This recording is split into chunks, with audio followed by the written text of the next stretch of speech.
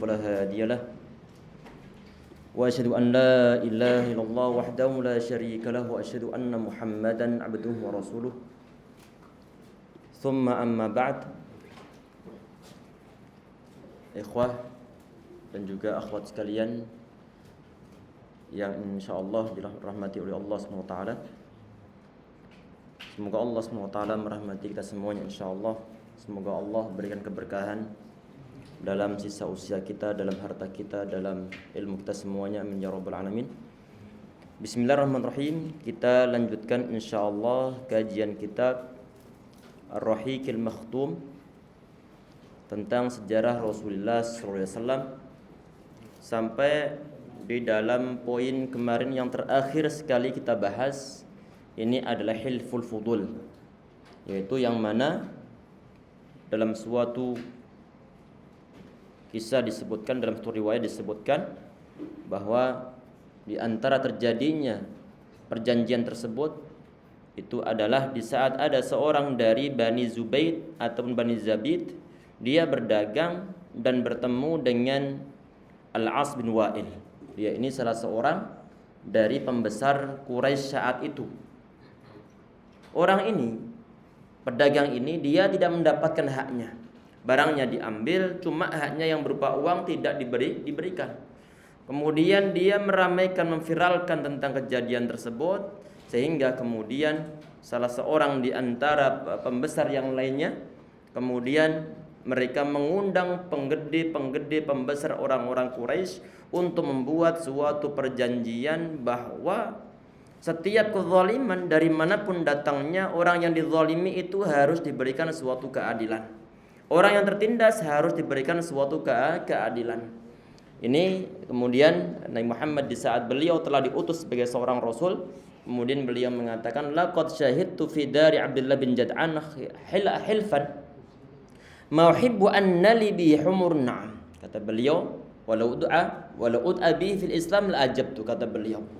Jadi beliau pernah menghadiri suatu perjanjian tersebut di rumah Abdullah bin Jud'an. Kalau seandainya hal tersebut terjadi di masa-masa Islam, kemudian aku diundang untuk menghadirinya, la ajabtu, kata beliau. Niscaya aku akan memenuhi undangannya. Karena pentingnya tentang masalah pembelaan terhadap orang-orang yang tertindas. Padahal ini dia adalah seorang asing di daerah tersebut, di daerah Mekah saat itu. Orang asing, dia berdagang, ditindas oleh orang Mekah itu sendiri. Kita lanjutkan insyaallah. Ini yang disebut kemarin disebut sebagai hilful fudul, ataupun sebagian riwayat disebut sebagai hilful mutayyibin, yaitu di saat mereka itu melaksanakan suatu perjanjian, tangan-tangan mereka direndam ataupun dioles-olesi dan menggunakan parfum. Kemudian di poin berikutnya, ini adalah poin baru yang insyaallah kita bahas dalam pertemuan kita kali ini insyaallah, yaitu hayatul kidah ataupun kadhi. Ini hayatul kadhi, dia ini adalah, kalau mungkin diterjemahkan, ini adalah kehidupan dengan cara kerja keras. Kehidupan dengan cara kerja keras. Kerja kerasnya Nabi Muhammad sebelum beliau diutus sebagai seorang rasul. Di sini Syekh Safiyur Rahman Barakfuri beliau mengatakan, walam yakun lahu amalun muayyanun fi awali syababihi. Nabi Muhammad, beliau di awal-awal masa mudanya, sebelum beliau beranjak dewasa, sebelum usia 20 tahunan ataupun usia 20 tahun ke bawah, ini walam yakun lahu amalun muayyan. Beliau tidak ada pekerjaan tertentu. Tidak ada pekerjaan tertentu. Fi awali syababihi. Illa anna riwayat tawalat annahu kana yar'a ghanam. Tetapi riwayat-riwayat yang ada dari hadis-hadis Nabi Muhammad SAW, itu beliau adalah sebagai pengembala domba atau pengembala kambing. Ra'aha fi Bani Sa'ad, yang mana beliau mengembalakan kambing-kambingnya di daerah Bani Sa'ad. Tentunya Bani Sa'ad ini termasuk di antara di saat beliau masih kecil kemarin yang kita bahas sebelumnya. Beliau kan hidup di kalangan orang-orang Bani Sa'ad. Wa fi Makkah li ahliha ala qararid. Dan juga beliau juga pernah mengembalakan dombanya di Makkah. Ala qararid di sini ya ikhwas sekalian. Ada suatu hadis, hadisnya adalah hadis yang sahih dalam riwayat Al-Bukhari.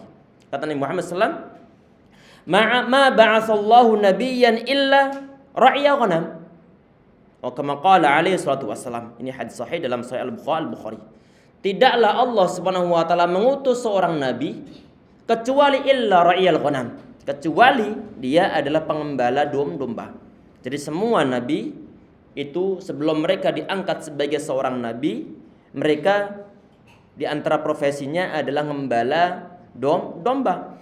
Nabi Muhammad SAW di sini kata sebagian riwayat, di saat kemudian beliau ditanyakan, wa anta ya Rasulullah, apakah antum juga ya Rasulullah? Kemudian jawab, qala na'am, wa ana kuntu ar'aha li ahli Makkah bil qararid.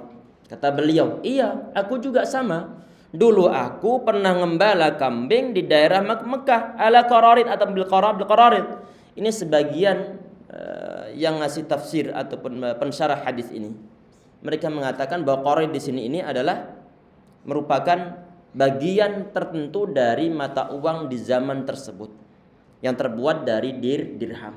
Jadi satu ekor kambing itu nanti diberikan upah berupa 1 qirat. Ada sebagian pensyarah yang mengatakan bahwa qararid di sini ini adalah daerah di sekitar Mekah tempat Nabi Muhammad beliau mengembalakan kambingnya. Ini ada dua penafsiran atau dua penjelasan. Intinya di sini Nabi Muhammad SAW beliau saat awal-awalnya beliau adalah mengembalakan seekor atau mengembalakan kambing. Ini kemungkinan sebagian disebutkan oleh Imam Ibnu Hajar Al-Asqalani rahimahullah.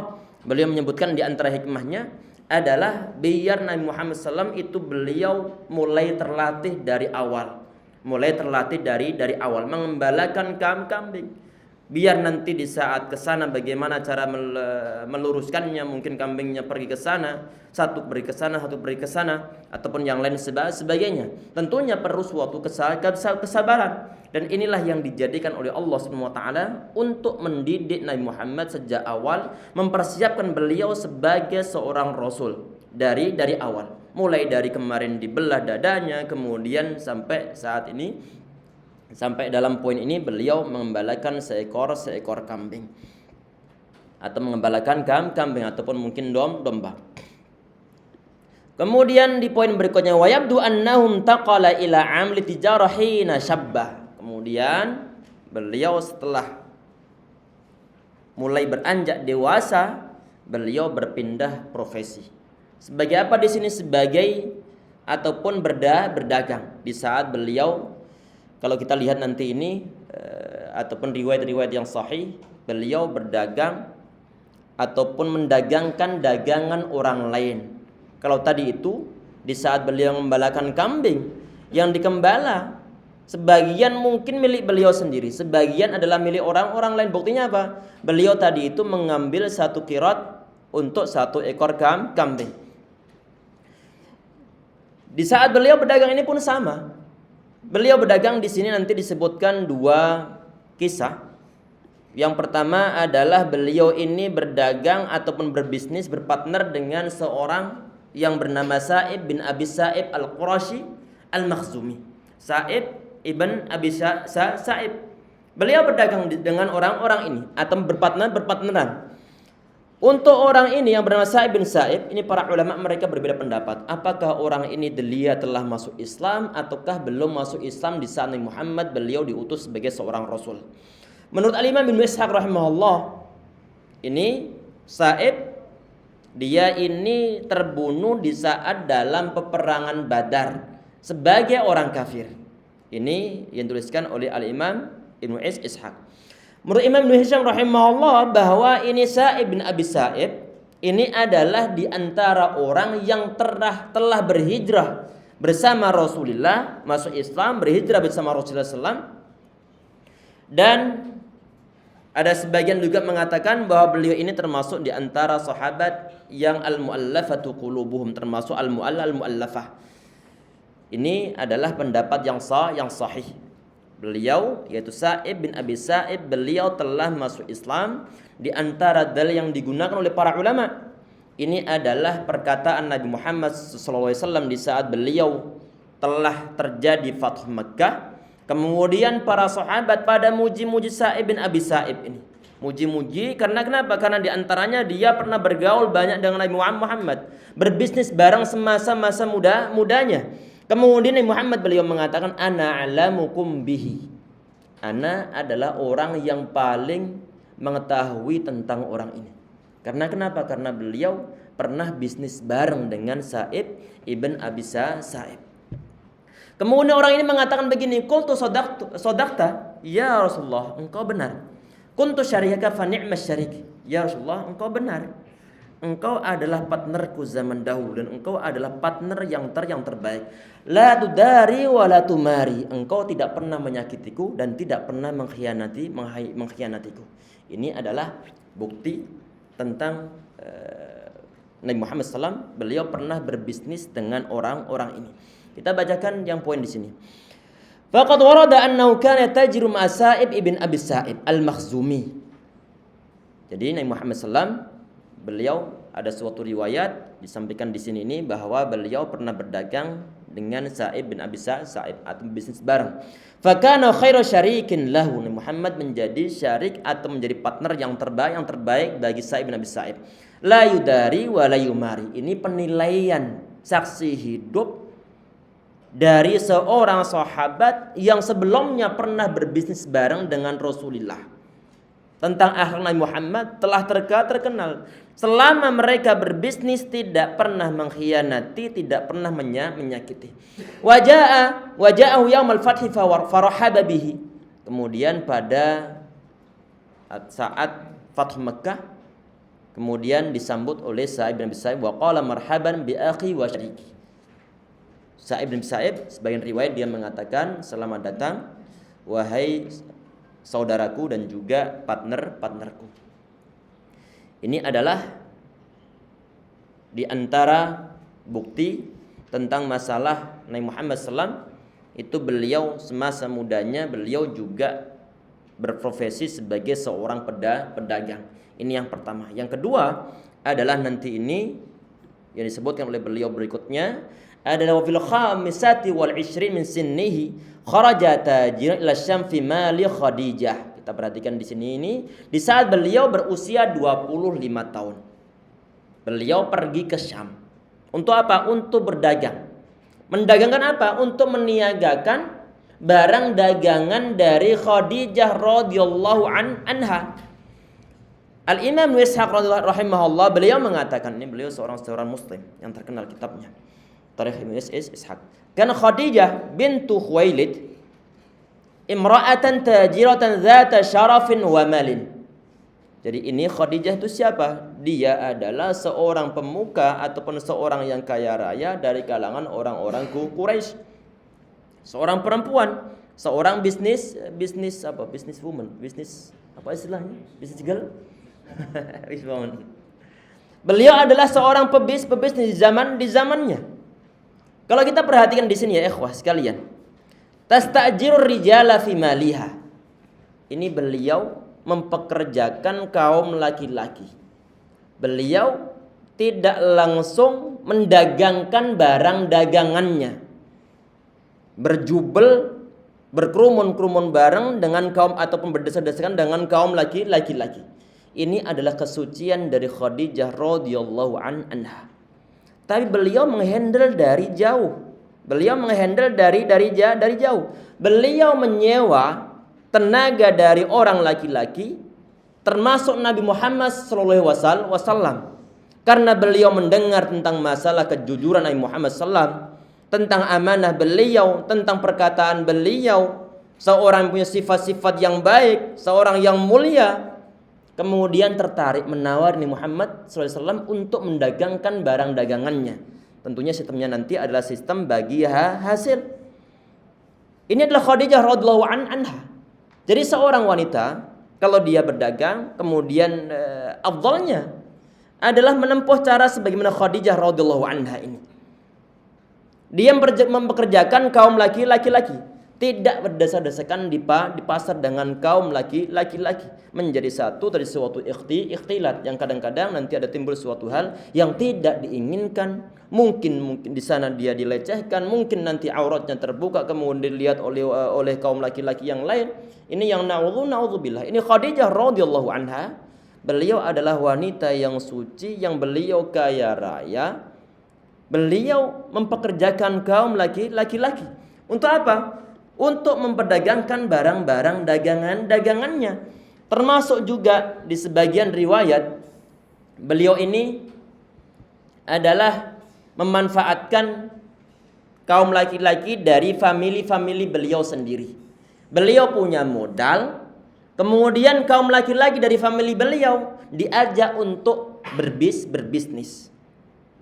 Berarti family ini yang bekerja di lapangan beliau menghandle dari jauh, dan ini dimudahkan di zaman-zaman kita saat ini untuk kaum wanita dengan cara bisnis online.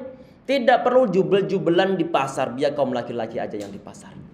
Biar yang laki-laki di pasar, insya Allah lebih diberkahi oleh Allah Subhanahu wa taala. Insya Allah lebih diberkahi oleh Allah Subhanahu wa taala. Dan ini yang dicontohkan oleh Khadijah radhiyallahu anha. Ini ya ikhwah sekalian, insyaallah dirahmati oleh Allah Subhanahu wa taala. Ini adalah Khadijah radhiyallahu anha, beliau tidak langsung berdagang, tapi beliau menggunakan tenaga orang lain. Kemudian dengan sistem bagi hasil. Setelah beliau mendengar tentang masalah kejujuran Rasulullah SAW, tentang masalah ketidakcurangan beliau, kemudian beliau menawari, karena sangat penting ini seorang pedagang yang jujur, pedagang yang tidak curang, ini nanti yang akan diberkahi oleh Allah Subhanahu wa taala. Dan bahkan Nabi Muhammad SAW beliau mengatakan at-tajiru saduqu al-amin ma'an nabi was-siddiqin wasyuhada. Ini hadis yang sahih dalam riwayat At-Tirmidzi. Jadi sungguhnya seorang pedagang yang saduq, seorang pedagang yang jujur, tidak curang, ini dia nanti bersama para nabi, bersama para syuhada, bersama para orang-orang yang jujur. Kapan? Nanti saat berada di akhirat. Beliau Nabi Muhammad adalah seorang pedagang yang jujur. Dan kemudian beliau menjadi seorang nabi, beliau juga memotivasi para pedagang untuk menjadi para pedagang yang tidak curang, Kemudian di poin berikutnya di sini, falamma balagha an Rasulillah ma balagha min sidqi hadithihi wa 'azuma amanatuhu atau wa 'azmi amanatihi wa karami akhlaqihi ba'atsat ilaihi. Setelah beliau mendengar tentang Nabi Muhammad SAW, tentang kejujuran beliau, kemudian beliau mengutus seorang untuk nawarin Nabi Muhammad agar memperdagangkan barang dagangannya. Wa tu'tihi afdhala ma kanat tu'ti ghairahu min at-tujjar. Dan beliau memberikan barang-barang dagangan yang terbaik, yang melebihi barang-barang dagangan yang tidak diberikan terhadap para partner beliau yang lainnya. Ma'ghulamin laha yuqalu lahu Maisarah, disertai dengan seorang gulam, budak atau mungkin pembantu yang bernama Maisarah. Dia adalah pembantu laki-laki. Namanya Maisarah, nama laki-laki. Hamzah laki-laki, Muawiyah laki-laki. Siapa lagi? Khudzaifah juga nama laki-laki. Termasuk Maisarah ini adalah nama laki-laki. Di Indonesia dipakai nama seorang perempuan. Faqabalaha Rasulullah sallallahu minha. Nabi Muhammad sallallahu faqabalahu Rasulullah sallallahu minha. Wa kharaja fi maliha dzalika wa kharaja ma ghulamuha Maisarah hatta qadima Syam. Kemudian beliau membawa barang dagangan tersebut ke Syam. Walamma raja ila Makkah, setelah beliau balik ke Makkah, wara'at Khadijah fi maliha min al-amanah wal barakah ma lam tara qabla hadza. Setelah balik dari Syam, ada yang mengatakan 3 tahun, ada yang mengatakan 4 tahun, ada yang mengatakan lebih dari itu.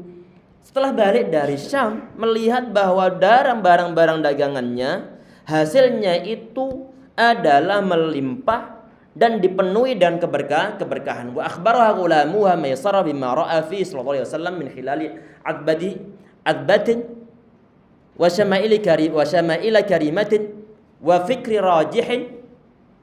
Kemudian Maisarah ini Kan dia berdagang bersama Rasulullah yang membantu Nabi Muhammad semasa atau membantu Muhammad sebelum beliau diutus sebagai seorang nabi, membantu beliau. Jadi mengetahui bagaimana tindak tanduk beliau, akhlak beliau, sikap beliau, kejujuran beliau. Semua kebaikan-kebaikan Nabi Muhammad dibeberkan semua oleh Maisarah terhadap Khadijah radhiyallahu anha.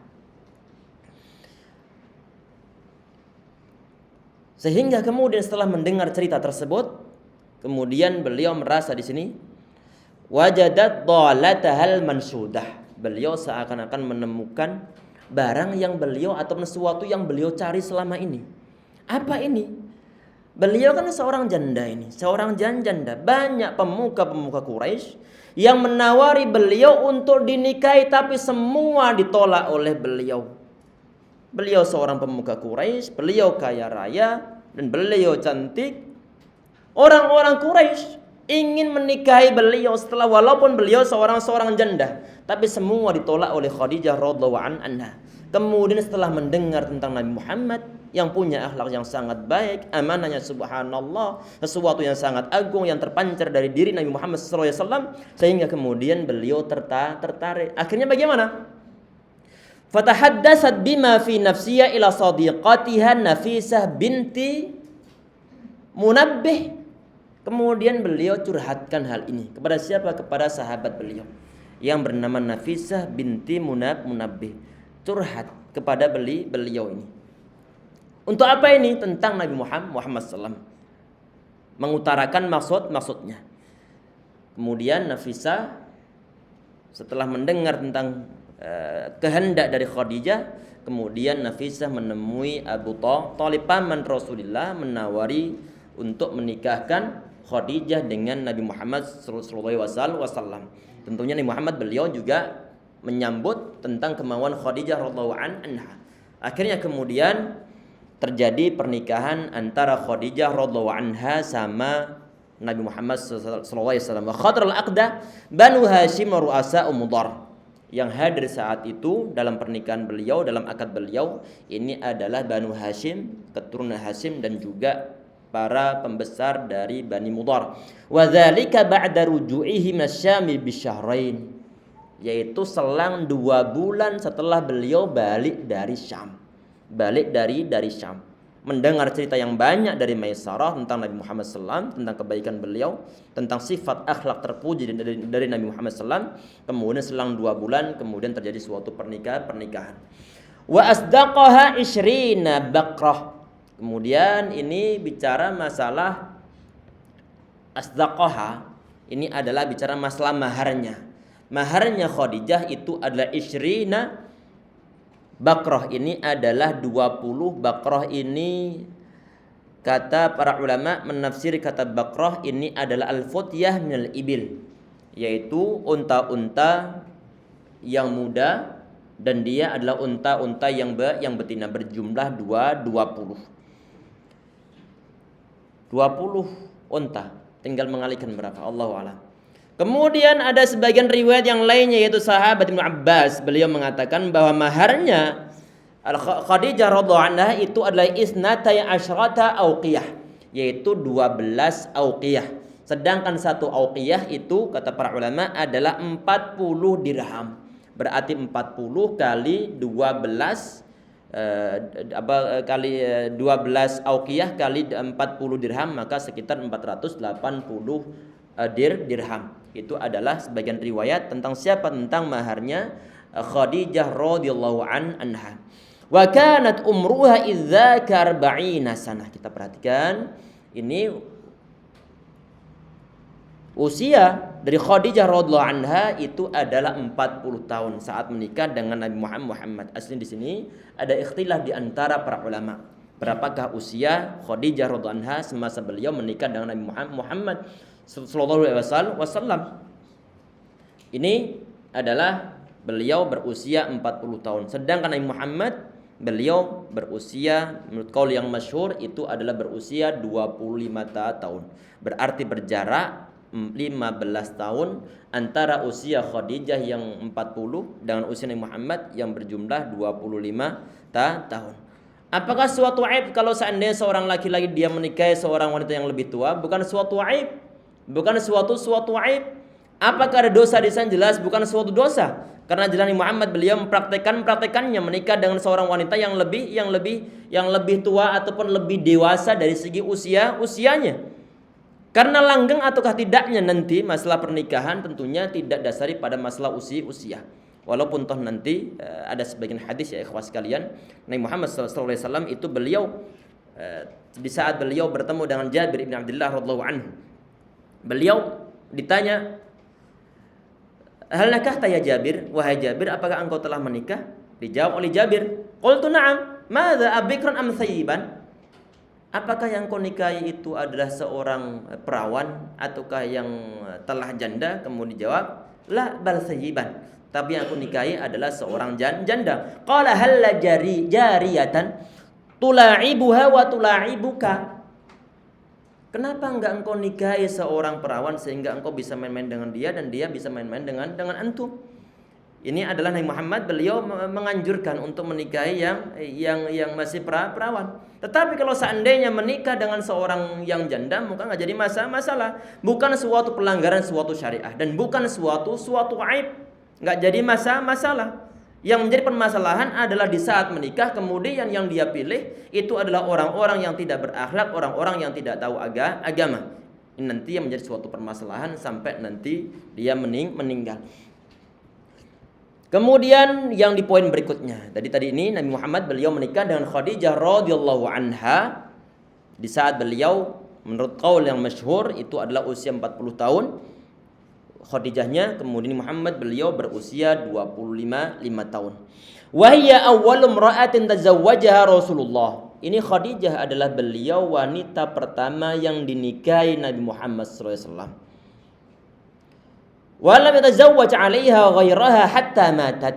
Dan Nabi Muhammad beliau tidak pernah menikah dengan seorang wanita pun semasa Khadijah beliau masih hidup.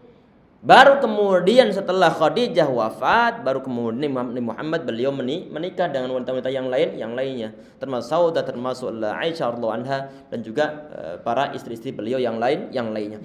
Wa kullu auladi sallallahu alaihi wasallam minha siwa Ibrahim. Perhatikan di sini, ini adalah di antara keistimewaan dari Khadijah radhiyallahu anha yang tidak dimiliki oleh istri-istri beliau yang lainnya. Apa itu? Bahwa semua anak Nabi Muhammad selain Ibrahim itu semua adalah terlahir dari Khadijah radhiyallahu anha. Semua Nabi Muhammad SAW, termasuk Fatimah, termasuk Ruqayyah, termasuk Ummul Kulsum, termasuk Abdullah, termasuk Tahir, termasuk Mutayyib, termasuk Abdul Qasim. Semua terlahir dari siapa? Semua terlahir dari Khadijah radhiyallahu anha. Kecuali Ibrahim. Kalau Ibrahim adalah terlahir dari Maria Al-Qibtiyah.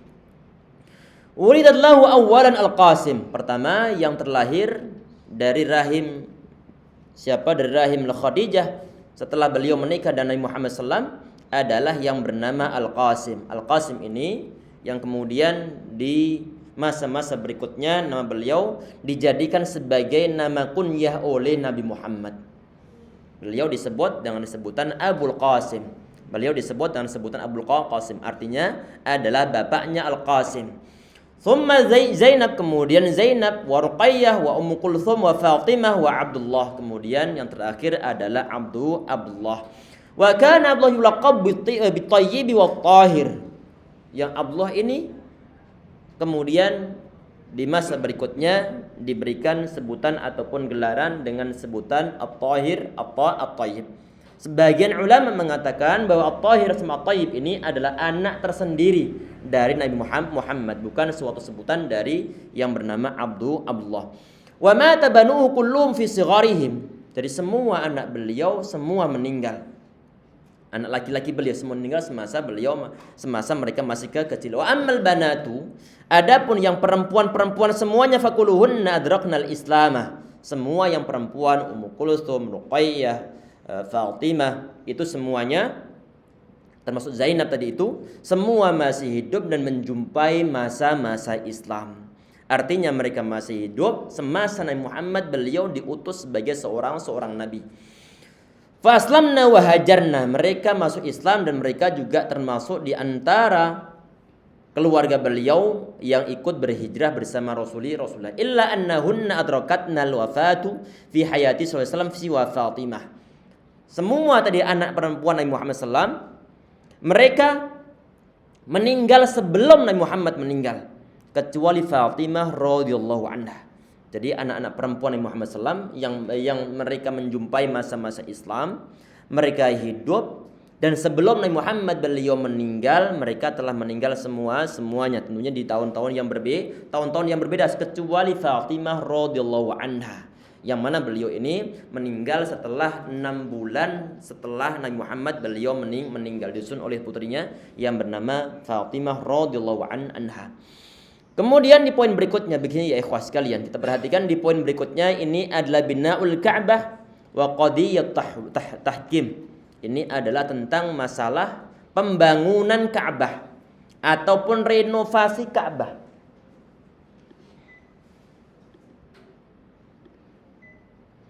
Tentang renovasi Ka'bah. Wa li 35 sanah min maulidi sallallahu alaihi wasallam qamat Quraisyun bi bina'il Ka'bati. Kita perhatikan di sini ini bahwa setelah Nabi Muhammad beliau berusia 35 tahun dari kelahiran beliau, orang-orang Quraisy mereka membangun Ka'bah. Maksudnya membangun di sini ini adalah mereka itu merenovasi Ka'bah. Kenapa kok perlu direnovasi? Karena pernah terjadi suatu banjir bandang 5 tahun sebelum Nabi Muhammad beliau diutus sebagai seorang rasul. Banjir bandang yang melanda Ka'bah. Sedangkan Ka'bah saat itu adalah hanya sekedar tumpukan-tumpukan batu saja. Belum terlalu kuat pondasinya, belum terlalu kuat tembok-temboknya, sehingga kemudian di saat ada banjir bandang, sebagian di antara pinggiran-pinggiran Ka'bahnya telah mulai longsor, telah rusak. Terjadi kapan? Terjadi adalah sebelum 5 tahun sebelum Nabi Muhammad beliau diutus sebagai seorang rasul. Irtifa'uha tis'atu adru'i min ahdi Ismail. Jadi Ka'bah ini ya ikhwah sekalian, kalau kita perhatikan sejarah tentang Ka'bah, bahwa paling tidak Ka'bah ini pernah direnovasi sebanyak 10 kalian. Sebanyak 10 kali, termasuk yang termasyhur adalah di zamannya Abdullah bin Zubair, termasuk Al-Hajjaj, termasuk di zaman dari khalifah ataupun kekhalifahan Utsmaniyah, yaitu Sultan Murad yang keempat. Ini adalah termasuk di antara kejadian perenovasian Ka'bah. Ini Ka'bah di zaman-zaman awal belum ada atapnya, sehingga di saat ada banjir bandang langsung masuk ke dalamnya, nggak ada atap, dan juga kadang-kadang ada pencuri yang mencuri barang-barang yang ada dalam Ka'bah. Allahu alam. Barangnya berupa apa? Cuma disebutkan dalam sejarah bahwa barang-barang yang ada dalam Ka'bah dicuri oleh para pencuri. Ini adalah 5 tahun sebelum Nabi Muhammad beliau diutus sebagai seorang rasul. Ka'bah mau roboh saat itu.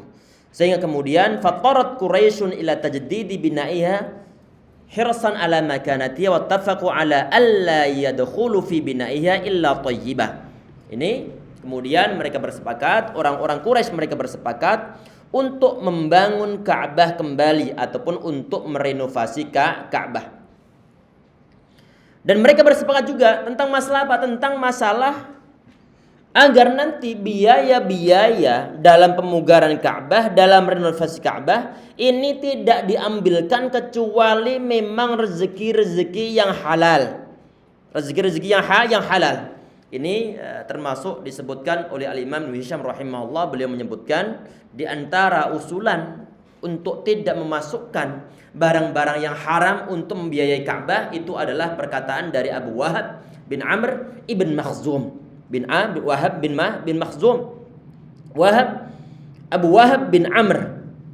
Dia mengatakan begini, ya masyarakat Quraisy, wahai orang-orang Quraisy, la tudkhilu fi bina'iha min kasbikum illa thayyibah. Wahai orang-orang Quraisy, ini kan kalian, kita semua ini mempunyai suatu gawe untuk membangun Ka'bah. Kita ketahui Ka'bah itu adalah yang dimuliakan oleh kita semuanya.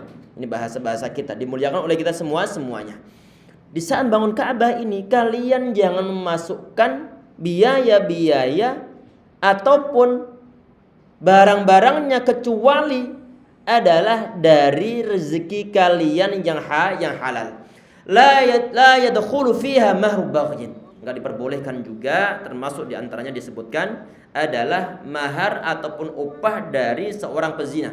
Wala bai'u riba, dan juga enggak diperbolehkan dari hasil riba. Wala madlamatin min ahad, atau wala madlamatan min ahad, ataupun dari hasil kezaliman dari seseorang, menzalimi orang-orang lain. Ini jangan sampai digunakan untuk membangun Ka'bah.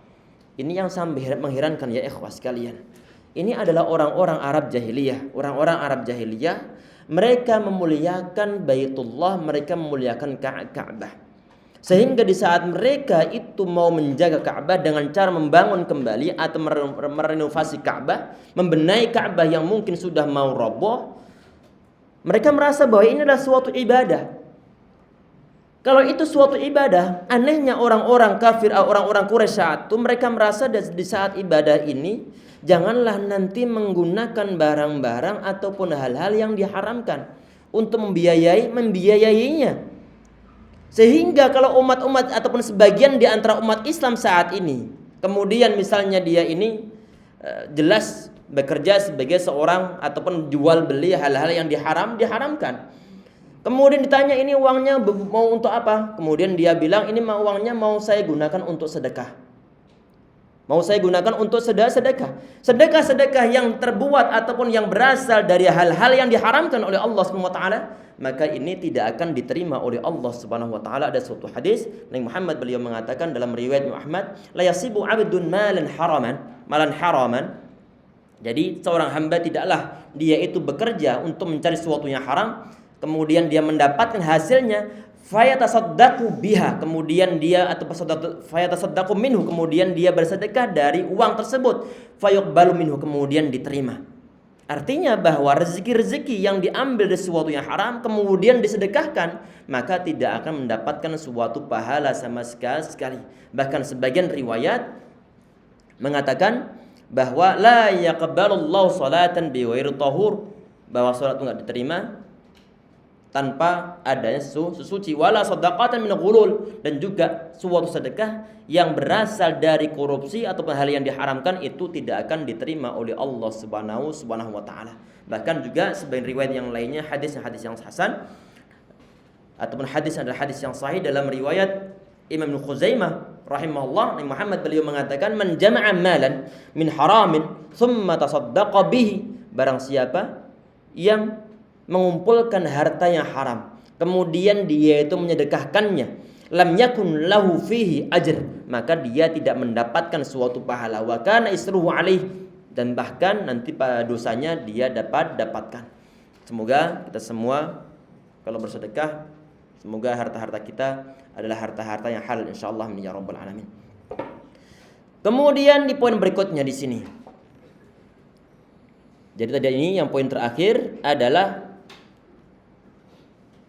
orang-orang Quraisy mereka bersepakat untuk pembiayaan Ka'bah itu jangan sampai diambilkan dari hal-hal yang haram.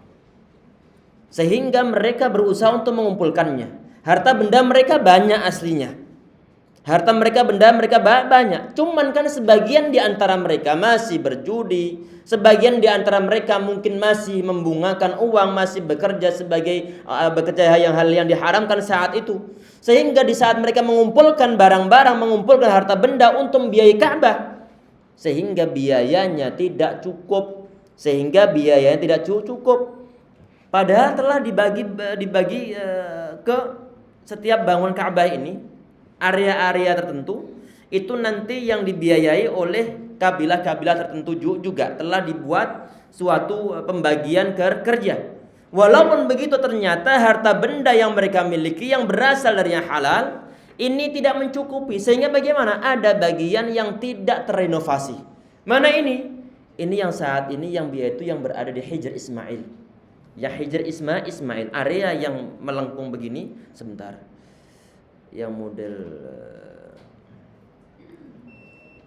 Masya Allah.